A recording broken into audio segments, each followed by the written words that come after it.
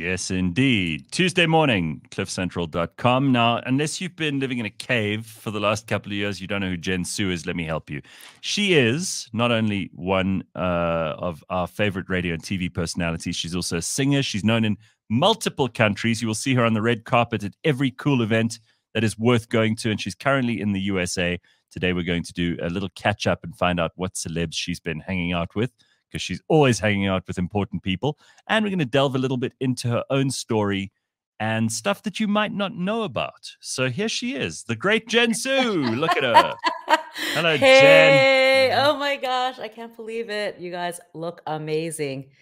Can you So nice to believe it? see you. It's good to How are see you you? too. I'm a little bit scared of looking at myself. It's midnight right now in the States, so you know. Well, I mean, this is also why I love you. Is you'll wake up and you'll stay up until God knows what time to talk to us live. It's just the best thing, because I would hate to record this and then play it out and not do it live. It's much better to I have you know. on. I love it. I want to sit on a pillow so I can be up a little higher. I'm now I couldn't see what the lighting was like, you know, when you're backstage, You and look now I great. can see it. Oh my goodness, You it's a look little good. bit.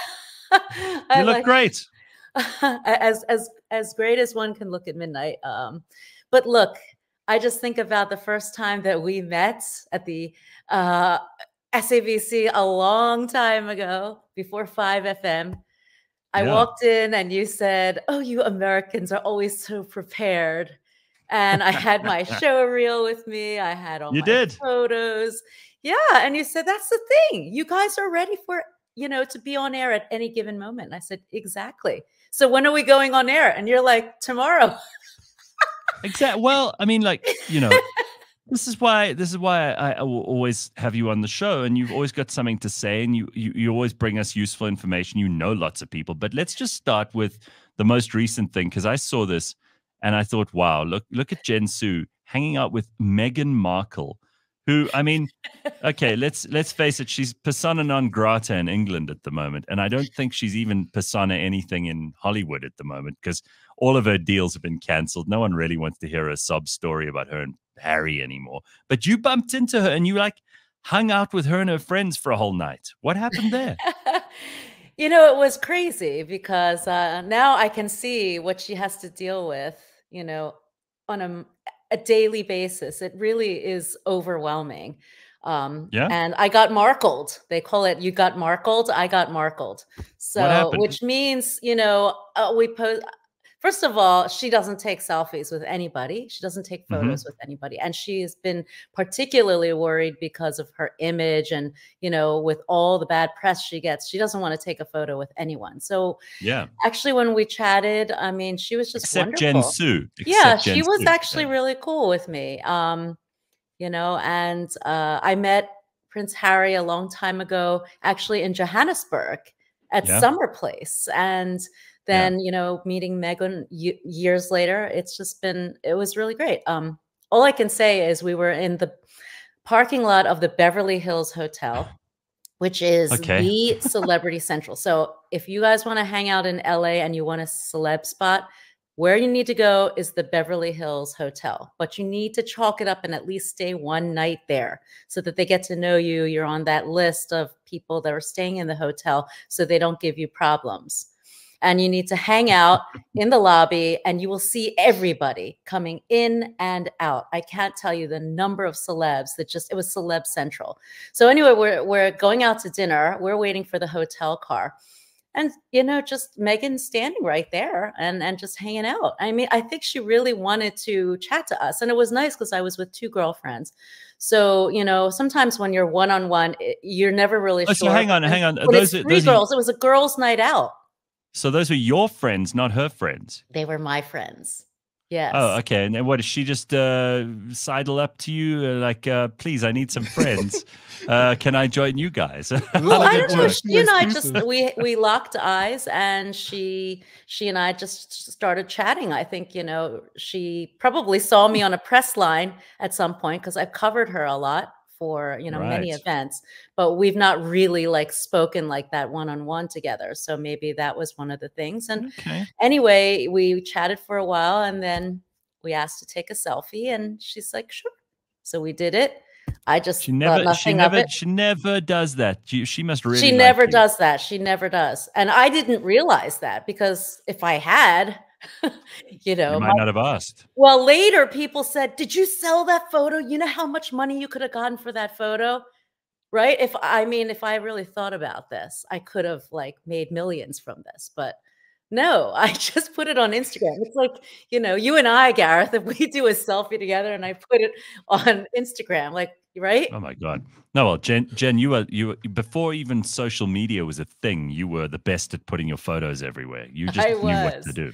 I Okay, was so crazy. So anyway, went all over. It was like 30, 60 articles were spawned from that. I was in Vanity Fair, People Magazine, wow. Daily Mail, it was everywhere.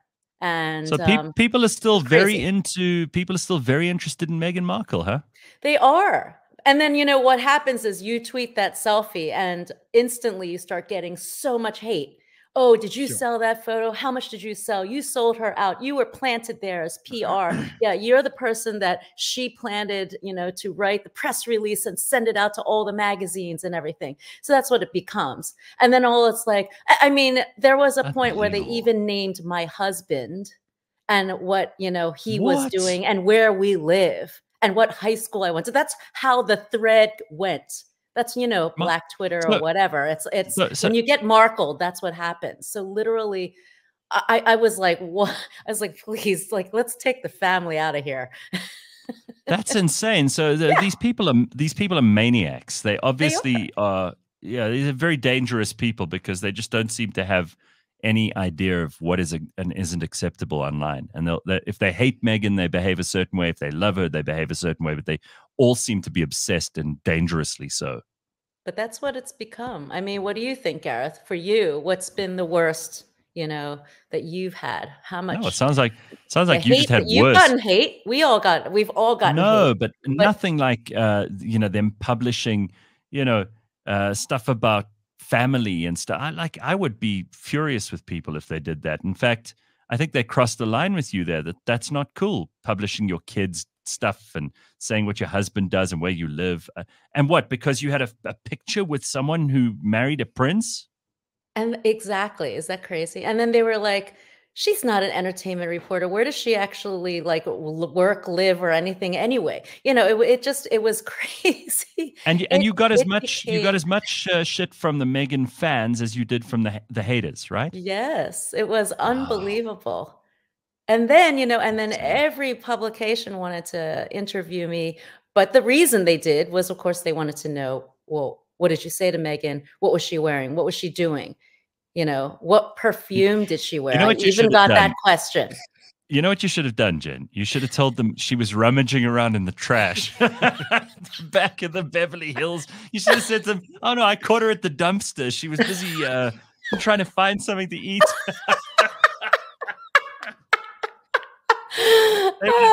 You would have been the most famous woman in America for about I 15 know, I minutes. should have done it, and I even had that. That was literally my 5 minutes of fame I could have had I there. know, I know. All right, so let's just talk because that isn't your 5 minutes of fame. You've been famous Oh for a my long time. god. Yeah. So just in case people don't know this, but Jen actually won Taiwan Idol Yes. back in the day. Yeah. She worked for a news business, and I mean we've laughed about this many times that you've pretty much done all the things in the media that you could do. So let's start off with, well, you were born in the U.S. Yes, outside of Okay. Philadelphia. And I used to tease you. I said that your parents were the last people out of Kowloon on a sampan, but that's not true. But that's pretty close actually, because my mother was on the last boat out of Yeah, China before the communists came.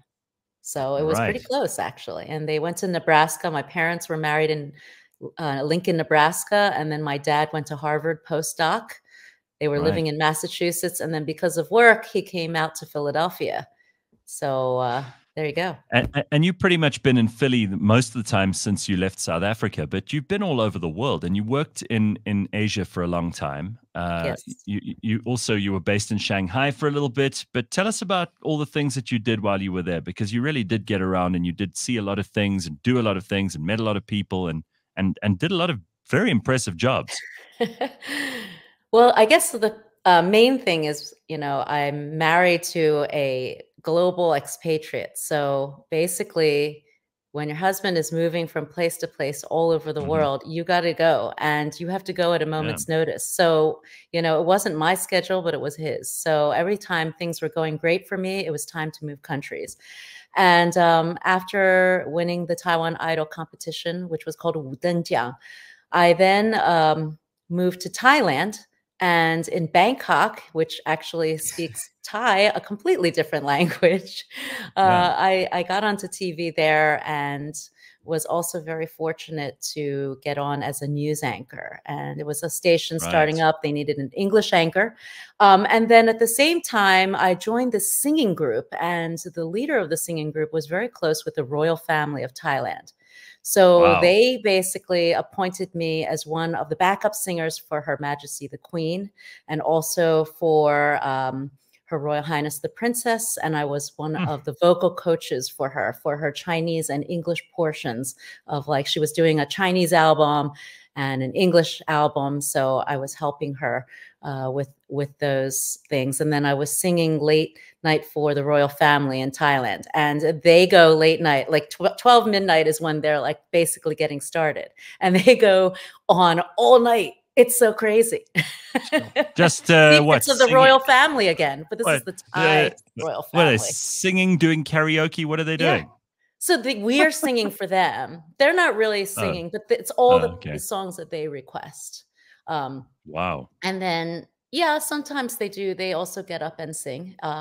So it just depends. And then they How have a wild. huge feast, and I mean, it's a whole protocol. You have to speak a certain language, which we call Rachasap in Thai, which is a royal language. But of course, for me, What? because yeah, I mean, you learn royal language in school, but because of course I learned Thai a lot later in life, I speak fluently, but not Rachasap, not the royal Thai. So anyway, you have to request to speak in Wow. English to them.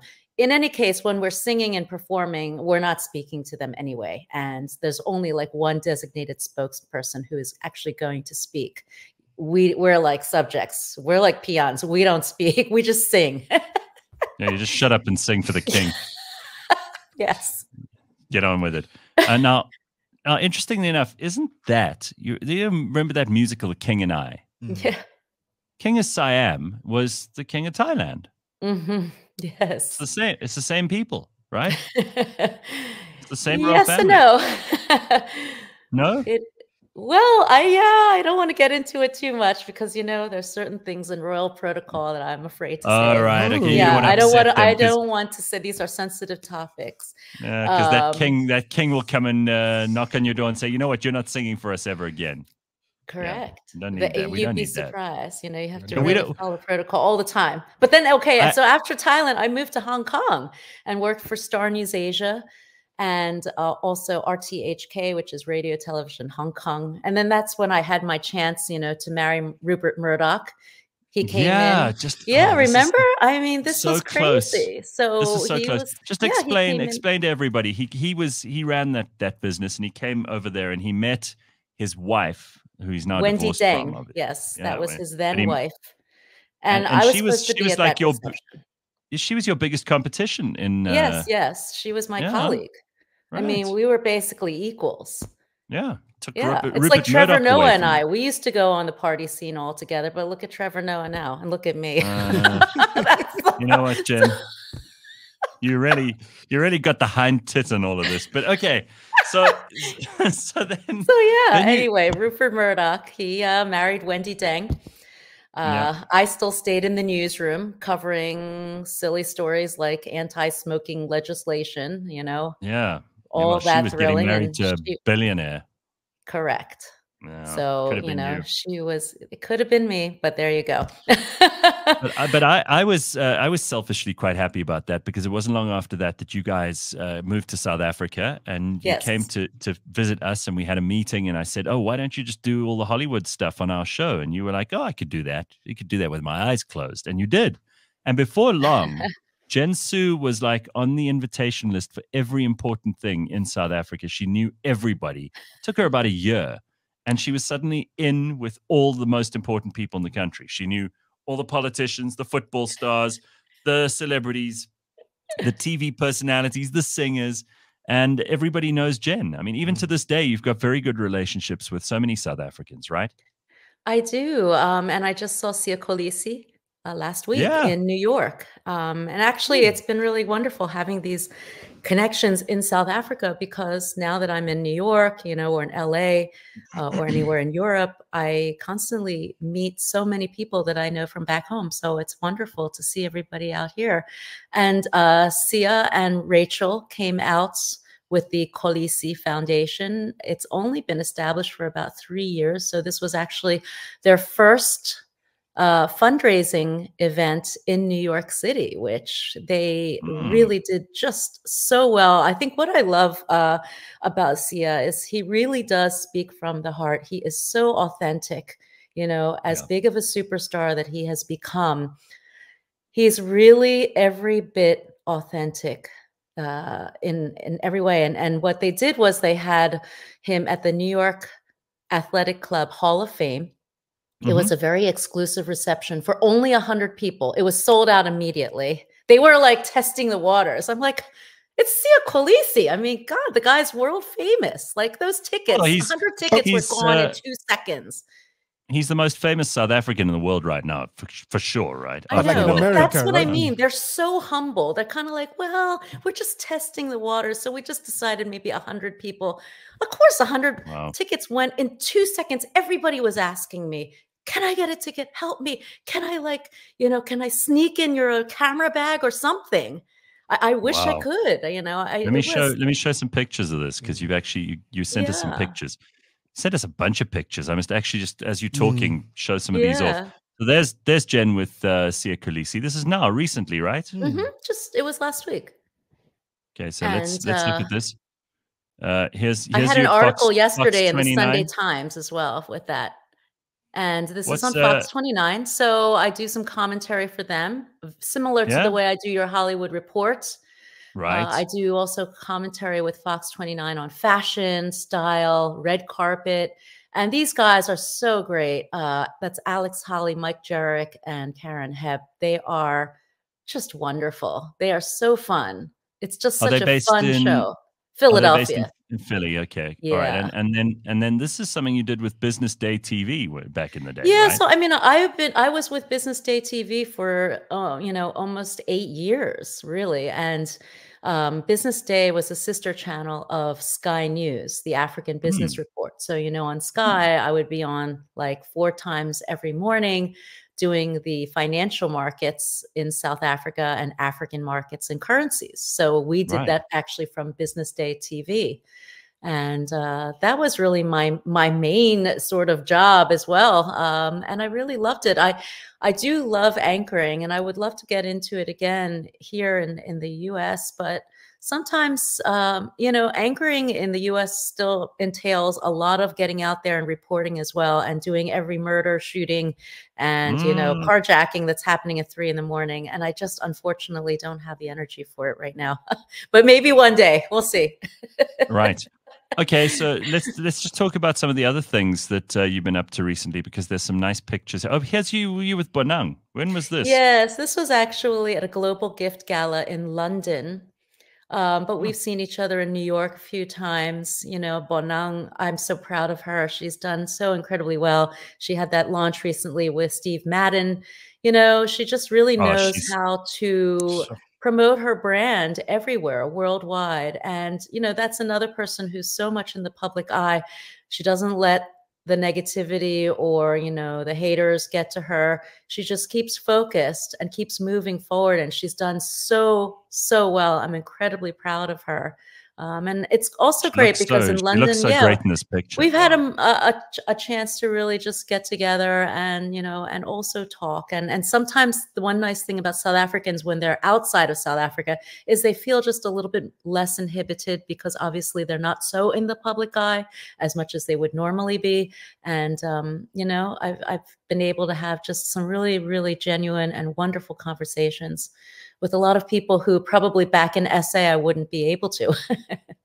Well, yeah, they probably let their guard down a little bit. Here's Jason Goliath with you. Where was this? So that was on his set of his Okay. show, the Goliath show. He's also Right. doing incredible things. I love He's great. Jason, He and he's was, wearing my yeah. hat there. That's my hamburger hat that he stole off my head. But we He were uh, kind he of was trading books there. he was here with us the other day, and then this is you with Samuel L. Jackson. That's very cool. Yes, I love Samuel L. Jackson, and I gave him a hat. He always wears Kangles. That one is a Girls, Kangle, but yeah. that's not the one I gave him. I gave him another one when I interviewed him before at the Saxon Hotel. When he came out to Joburg. So, you know, and then seeing him again in LA, I've You seen him in New York. I've seen Samuel L. Jackson quite a few times, and it's really fun to connect with people all over the world again. you have a huge collection of hats. I do. And remember, we did that whole, I was thinking, should I bring all the hats with me? But, you know, then you wouldn't see me anymore because the hats would be just Covering the all whole. over the place. Have you got one huge room in your house that's just full of hats? I do, because there's so many of them and they are gigantic. And the problem with hats are that you can't crush them. So the No, you have hats to need have to be in boxes. boxes, they need Yeah, to be in tissue paper, you know, they're high right. maintenance, these things. So it's Yeah. hard. I wish I could have collected earrings instead. Are you still doing the show where everyone's collecting all the stuff? We haven't done Collecting, a new series of it, but you were definitely a highlight with your hats. All right, so while we're showing off you and celebrities, because this is cool. I mean, for most people, you know, if you're lucky in your life, you get one or two pictures with a celeb. Here's you with Neo, which is very Oh, cool. Neo. And that was at 5 FM. Yeah, I remember that. Yeah, he I came in. I know. think I interviewed him. I can't remember, Yes, but you I think it was. did. You did. You interviewed And lots of then great people. here's Paris Hilton with you on I the cover of the know. Sunday Do Times. you remember this? So that was my first appearance in the Sunday Times. Who knew that I would end up being a writer for the Sunday Times? But here you go. That was me on the front cover. That was, you know, I had just gotten to South Africa. And of course, I see Paris Hilton. I got to stalk her. This is it. For sure. Yeah, so I was there front and center. And what I love now is Paris and I mean, I see her many, many times all over different red carpets. And, you know, she follows me on Instagram and we message each other. And then I see her and I've seen Nikki. And so, I mean, it's just wonderful to see her being a mom now with her beautiful baby And and she's just not. being happy. She remembers you every time. Yeah, she does. She has an incredible Oh, memory though. She knows her fans very well. She engages very well with her fans. And that's one thing, you know, people can say all they want and try to criticize people, but if someone knows how to do it, it's Paris Hilton. She's really, really got it down. She just is so good at engaging with her fans. She's very genuine with them. She follows up with people. She knows how to pose. She knows, you know, how to just be one-on-one and genuine with people. so I So, mean, you know, you didn't know Buckabantu, but you were going to get an intro to Paris Hilton, and then this is quite cool. I didn't know that you'd met May Musk, yeah. Elon Oh, Musk's yeah. So mother. May, we met a few times actually. May is really such an inspiration. Mm. 75 and fabulous. That woman is just like the woman with the plan. She's just got it going. But she just always amazes me. She gets out there and she's game for just about anything. And she and She's Fan Bingbing there, you can see the Chinese movie star are like best buddies. oh wow, Which is okay. a weird combination, I have to say, in my opinion. Yeah. But Those hey, those Musks are all a bit weird. They're a strange bunch, right? We got well, to figure May is them out. actually the more normal of all of them. I think May is great. She's, All right. you know, of course, everyone's quirky. You Yeah, can't be, I mean, she's what about you, uh, Gareth? I mean, right? Everyone's quirky. You got to be in yeah. this field. So all right, just because we spend so much time with you usually talking about celebrities, I think it might also be quite interesting for people to know just a little bit about you and your family, because you've also, you know, not always had the easiest time, because there've been health issues in the family and all these kinds of things. So here's you with your husband and your two kids. Yes, and that's And in my house in Johannesburg. And oh, I miss that house so much. There was a pool in the middle of the house, and it was like mm, this just incredible. There's nothing like living in South Africa, I can tell you that. I've lived all over the world, but South Africa definitely is the most beautiful, wonderful place where you get great value for money. So anyway, you see the little one, my little one there is Michael. And Michael, well, I'll Oh, tell you about Michael in a second. And then you can see here, it says the Big 10 with the car. That was my other sorry, son, Jen. Sammy, who Just hang turned on, 10. because we lost you for a second there. So you're just gonna have to just go back, because you were Oh, talking about okay. that, your Do you house and hear how me much you now? miss. Yeah, and you said, and I want you to say it again. You Okay. loved living in South Africa, and you miss it a lot, because people always think if they live in South Africa that there's everywhere else is better. And you've traveled all over the world. You miss this place. I miss it so much. I loved my home there and I loved the people. I think, that's why I write for the Sunday Times. I promote South Africans all over the world. It's really been my mission to uplift and showcase all the talents of South Africans worldwide. And I feel fortunate I still have been able to do that with Sunday Times, SABC, and other networks. So anyway, back to my home. This was my beautiful home in Joburg. I miss it so much. And my son, my older son, who you can see to my Yeah. left, I guess, in the picture, had the Big 10. So he turned 10. He's now 21. I can't believe it. Unbelievable. Yeah, Wow. I know. It's actually really hard for Jeez. me to believe that 11 years have passed. How do you still look the same, Jen?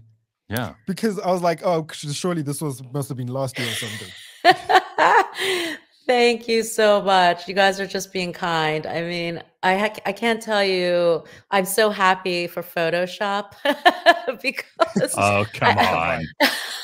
sometimes you just need it, right? You just need a little But extra. that picture is definitely not Photoshop. And No, you're this not is Photoshop actually, and this currently. is warts and all. That's why I'm really, when I first saw myself, I'm like, oh my God, I'm a little And bit scared here. But no, this is me. Like, yeah, this is no Photoshop and no Facetune or anything.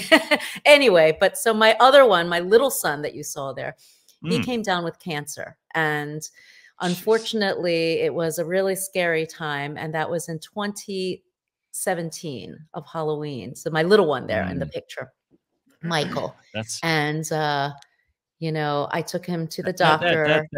That is a horrible thing to happen to any parent. And I remember when you got the news, and I mean, it's got to be devastating for you, because you immediately think the worst, right? Yeah.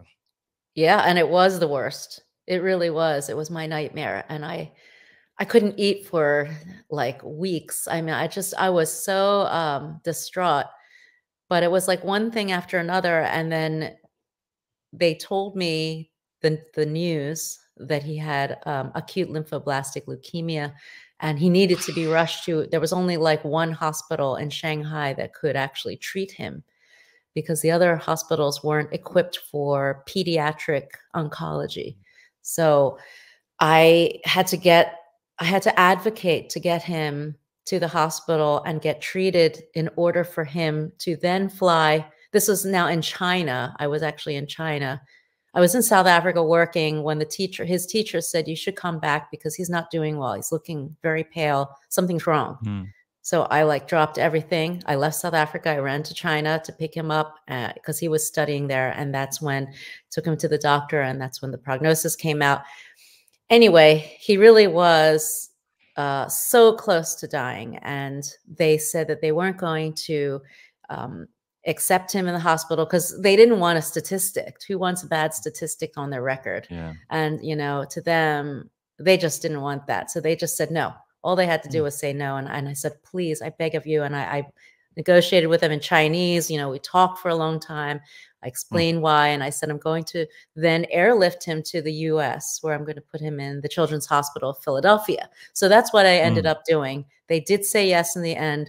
He was stabilized. I got him to Children's Hospital of Philadelphia. I airlifted him with a whole medical team from International SOS. Had no insurance for that because, the company actually didn't cover the international airlifting. Anyway, I got him to the hospital. They then say, after this is of basically 32 hours of hell, They say, you know, he's really not in a good shape. He's might be going into total organ failure and we're probably going to lose him. And I said, no, no, no, you can't tell me this. I literally broke my back coming here. There is no way that that's going to happen. And I have to say, I have a very strong power of positive thinking. I just know I'm like that. I can visualize I'm going to do something and it happens. So with my son, I knew that I was going to save him. I just did. I knew I was in the right place. This is the best place in the world that is going to help him. And then they did. They really did pull out all the stops. They had the chief of pediatric oncology, Dr. Stephen Hunger, and his team, and they were incredible. And they had a huge, you know, plan. They got him right into ICU, and they were just on it. And you know, I really what a miraculous situation, because I mean, most people, I think they just give up at that point. Yeah. It just feels hopeless. You know, for so many kids that end up with that particular kind of leukemia, it's like a death sentence. It is. And I mean, you must have been going through hell. You know, it was horrible, and almost all my hair fell out at one point. I thought I was never going to get my hair again, and I didn't even have chemo. It was my son going through chemo, but I had so much hair falling out from the stress, and I just, oh my God, it was horrible.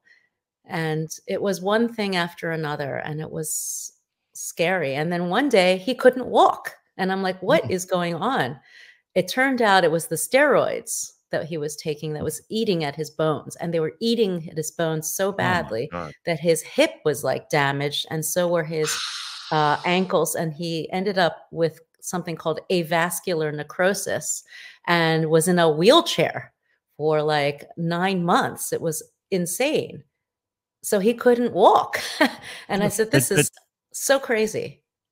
But Jen, you know, again, if we talk about the power of positive thinking and all the other stuff that you were talking about earlier, you can't let the negative stuff get into your head, right? Because that's the worst way for it to possibly go, because you're already dealing with the reality of it, but now in your head you're almost making it worse. So how do you deal with the fact that, you know, at this point he can't even walk? What are you thinking? Yeah, again, I'm just thinking, he's your son. He's your son. He hasn't even lived his life yet. You know, he's like half your age, and you're thinking to yourself, this shouldn't be happening. It should be me. Right. You know, I also have to say that Michael was so strong through everything.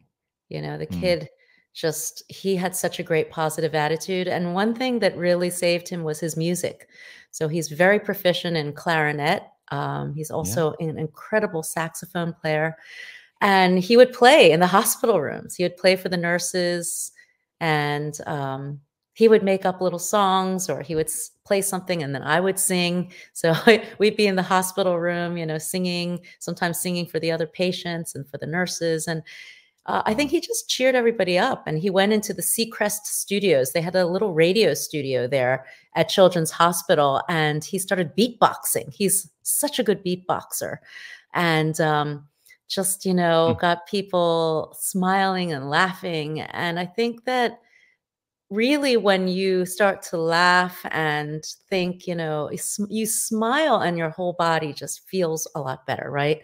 You know, you laugh and you just start to feel a lot more relaxed. Your whole body relaxes. And I think that those things are really important to do every single day, and expressing gratitude. And that's what I always did with him, you know, trying to be grateful. And I'm also so appreciative of all his classmates. So his classmates from China, they all like did this huge poster for him. They signed the whole thing. They blew it up and they framed it and sent it over. And then they sent us a whole packet of Eagles merchandise. That's the Philadelphia Eagles football team. And just like all these gifts and wonderful things. Make-A-Wish came out and gifted him with a brand new saxophone. And I just can't, you know, stop thanking the number of people who really came out and showed support in so many ways. I never asked for money. I didn't need a GoFundMe, fortunately. You know, I've always saved up for a rainy day, but it just was the messages, the calls, people checking in. And that's all that really matters in the end. I mean, money certainly helps, but it's really those messages. So when you have someone that you know or love in the hospital, or they're going through something, check in on them. You might say, oh, well, you know, I haven't talked to them in a long time. Check in on them. And I love what Siya Kolisi said. He said last week, he just said, it's okay to not be okay. If you see someone, they seem really, really busy, but they're very quiet inside, you're not really sure what they're thinking, reach out to them and find out, and maybe help them get some help, because, you know, you just don't know what people are going through. And it's really important that we reach out to them. Yeah, that's such good advice. But the good news is, I mean, he made a very, very good recovery, right? And how's he doing now? Cancer-free. It's incredible. 3 years of very intensive chemo. He's no longer in a wheelchair. He, in fact, walks. He was in the marching band. He's just doing so great. And then my other son now is an intern at Disney in Los Angeles. Oh, wow. Yeah, pursuing his dreams. He does Imagineering. So he's doing the engineering side of Disney and Disneyland and the theme park rides and stuff. So, yeah. That's amazing. All right. Yeah, I hope you come out to LA, and then we'll take you on one of the rides that my son has designed one day. Fantastic. Wait, do we get like a free pass to skip the lines? we get a fast pass apparently. So Jen, I know I have connections. I heard from Bakabantu, there's this disgusting story that was in the news like 2 weeks ago about how people just like shit in the lines at Disney because they're too long and the people can't wait. So they just like shit in the lines. Do you know whether that's true or not? Well, that's in Disney World. I do not know. I think that was, I heard it was Disney World or something, which is that's Florida behavior. But still, it's still disgusting. You know, I don't understand really. I think since COVID, everybody has gone mad. It was mad before, but now it's just completely mad. And I just can't be part of all of that. I'm just trying to focus on my own lane. I'm just trying to keep my own energy for myself and be happy. And I'm grateful. And I do tune out a lot. Hang on. What about, because I mean, it's not your fault that this is happening. If it is happening, it's certainly not. But since COVID, so let's just talk about that for a second, because you love to dress up and go out. You love to put on an outfit, go to an event. There's red carpet stuff. You've done a whole lot of awards shows lately, which are also exciting. But since COVID, has it hit the level the Grammys? Is it? Yeah, here's you at the Grammys. Yes. Do you want to go? Gee, are you interested? That's the Oscars. You're better at these. I finally went to the Oscars, and that was amazing. Of course, I was all excited for the red carpet, ready to dress in the red carpet, and then they changed it to a champagne beige carpet. Why? The year that I'm what a horrible idea. You know what? Actually, though, it wasn't bad. I liked it. It does bring out the outfits more. And if you go to the Met Gala, you'll see it's also a champagne carpet. I think there is something about that sort of very light background that really brings out the outfits. So I think if you're wearing black, it's particularly flattering. But yeah, I had to say it was okay. The red carpet, though, was fun. The Oscars was beautiful. They did a very, very nice job. They treat the press very well, but they are hectic with the rules. You know, you cannot show anyone your badge at all. I literally had to tape up my thing. And every time I took a photo, I had to make sure that it was, you know, under wraps and just everything. I mean, I said nothing this time to, you know, before I used to be like, I'm going to the Oscars. Now I was like, I'm not saying anything. Until I was actually on that red carpet. Then I finally said something. But there are rules and things. Do you go to any after parties? Because that's where the real fun is. Yes. I did a really great after party at the Palm Springs International Film Festival. And I got to meet Baz Luhrmann, Austin Butler, Michelle Yeoh, and Brendan Fraser all in one. It was great. That was my night. That's pretty cool. Yeah, that was probably one of my very best nights. I was at the Country Music Awards in last week too. Wow. That was crazy. Okay. All right. And And who's still on your list that you still want to meet? I mean, you pretty much met all the important people in Hollywood. Is there anyone you still want to meet? you know, I would like to meet Britney Spears. Now we met very briefly last year, not last year, a long time ago. And now I would really want to sit. I want to have a sit down with her. I want to talk to her. I think as long as she hasn't got knives, we don't want to hear a tragic story of how Jen Sue was cut up to pieces by Britney Spears. Hey, Jen, oh gosh, what did you think about this year's Met Gala theme? the Met Gala theme, I loved it. Yeah. What was it? I don't remember. It was the whole chapeau. It was Karl Lagerfeld. So Karl Lagerfeld, you know, and Chanel. All right, just try that again in English. I don't know what you're talking about. Try it again. Yes, Jared Leto. He came out in a huge cat head. Do you remember the cat head at the Met Gala? That was Jared, your guy. Remember, you and I went to the 30 Seconds to Mars, that concert, and you wore eyeliner. You know, I don't remember that. I must have. You, me, and Jono. I must have the most patchy memory in the world, but I don't remember that. I know our friend Jono who lives in New York, and I mean he's met all the celebrities too because he runs this incredible club in New York. But I don't. Where did we go and see 30 Seconds to Mars? I think were we in Durban? Really? Jesus, that's or amazing. Were we in Joburg? Maybe it was Joburg. Actually, it was Joburg. I have no recollection of that. That's so weird, Jen. Joburg. I believe it was Joburg. Anyway, yeah. So anyway, yeah. Okay. He came out in the cat head, and the Met Gala theme I thought was really beautiful. I loved how people came out in all these Karl Lagerfeld, Chanel-inspired creations. They go all out, and I really want to go. I hope to go. I hope to go. I have to very strictly advise you against doing any interviews with Britney Spears. I don't want to have to be picking up the pieces and explaining to your husband and children that I got dismembered. Yeah, this crazy woman cut you up with knives. That's not my idea of a fun time. So no, don't like that. Who do you want to interview? Who you haven't, Gareth? Tell me. I don't know. I mean, you know, I've been really lucky. I've spoken to a lot of people. I've always found that the most famous people are not necessarily the most interesting ones. Sometimes the ones who you don't expect are the ones who you really want to talk to. Yeah. I mean, even in places like LA, and you could probably vouch for me on this one, sometimes the people behind the scenes are way more interesting. The producers, you know, the people who actually make the deals, the people who come up with the themes, the script writers. Sometimes those people are way more interesting. And they have the juicy stories, and they will tell them. Yes, because, of course, the stars aren't going to say anything.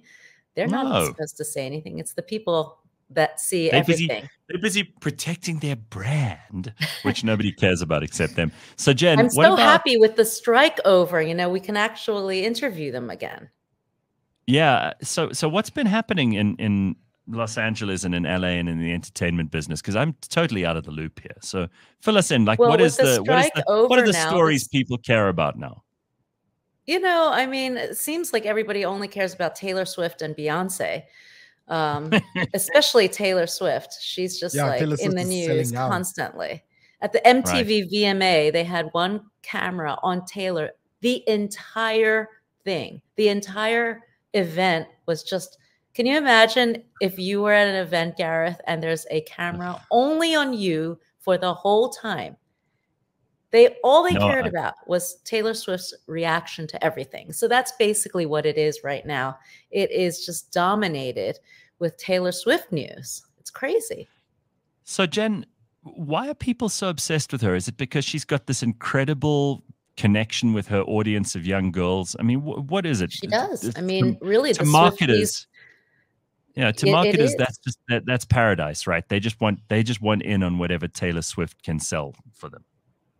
And she just does it. But you know what? Taylor Swift herself, she's genuine. And she is super talented. And she knows how to build her brand and to really cultivate her brand. You know, she's careful about what she does, who she acts, who she collaborates with, and I think she's an incredibly gifted singer-songwriter. I mean, that's really what it comes down to. She really has the goods, and she just is so authentic in the way she connects with her audience. Now, I went to Barbie. I forgot to tell you, Barbie, that crazy pink carpet. And I met Margot Robbie. I met Greta Gerwig, Kate McKinnon. What's that? What's Dua that Lipa. Robbie? I love Wait, Dua Lipa. Back up. What's that Margot Robbie like? Margot Robbie is wonderful. She has the most flawless skin ever. Like her skin is gorgeous, and she is so full of life. And she's, again, incredibly talented, but she's very, very personable. So she spent quite a lot of time speaking to myself as well as a couple people around me on the pink carpet, signing autographs for people. Just, you know, really, she looked carefully at my outfit. We were chatting about it for a long time. She really takes time to connect with her audience as well. But she did a phenomenal job in Barbie, and Barbie did so well. That was one of those just, it came out at the right time. So the timing was right, but the marketing was so great. Like you were just saying, the marketing machine, what is it? The marketing is so important, and the social media and the hype and the people that they got to collaborate with them, you know, all aspects, the music soundtrack, that was so, so good. I love Dua Lipa. I love Nicki Minaj, Ice Spice, you know, all those guys. Mark Ronson, they pulled in all the stops. They made it really fun. They elevated Barbie to another level. And at that time, they still, because they hadn't gone on strike yet, they could actually get the actors out for the premiere and really make it such a big do. And so it was really awesome. And then everything went on strike and it was a mess. And it's been a mess really up until just recently. And now we're just trying to get ourselves back together. I just got invited to a press event with, what's his name? God, I can't remember. Mark Mark Wahlberg. Mark Wahlberg, thank you. Wow. I can't remember. They want me to go up to New York for that. He's got a film that's coming out. He's got a movie coming out. Yes. Oh, I forgot what it was. But like, it was such a not Mark Wahlberg movie though. Really? Yes, exactly. It's such a not Mark Wahlberg movie. And those guys, his production house reached out to me to do a press junket coming up in New York. So I get these things all the time. I mean, these things are happening fast, you know. But one good thing about New York, it's close, and you know, I just run over there. But I can find it. How long does it take you to get to New York? The Family Plan, starring Mark Wahlberg. Thank you. Okay. Oh, he's also doing like Arthur the King, and he's like King Arthur. I'm like, really? Mark Wahlberg. Never thought. Look at that. Jen, how long does it take you to get to New York from Philly? Because last time I was in New York, you also came through to visit us. Like an hour and 15 minutes. Now I live a little further out, so it's a couple hours for me where I live. But from the city, it's only really like an hour and 15 minutes. It's so quick. It's so easy. So people do commute. They live in Philadelphia and they work in New York. It does happen. Wild. So. And when are you coming out? When are you coming out to New York? I can't wait to see you, or LA. I've got to get there. Probably early next year. I'll let you know. And Rena, is she coming out? Say hi. Probably. Yeah, probably. We'll make a plan. I promise you wouldn't dream of coming to New York and not letting you know. I know. Oh, I can't wait. Not a chance. I can't wait. All right. Well, listen, Jen, we love you, and I'm glad that you got to tell a little bit of your story, and we're thrilled that you know, your son Michael's back in action, and that the whole family's doing well. It's just so great to catch up with you, and you keep doing wonderful and amazing things. Thank you. So much love. Really Thank you so much. Love you too. For all the support. Thank you, Jen. All right. Wonderful to see you. There we go. Jen Su, everybody. You can follow her on the socials. And if you aren't already, you need to see what this woman's up to. She is everywhere, knows everybody.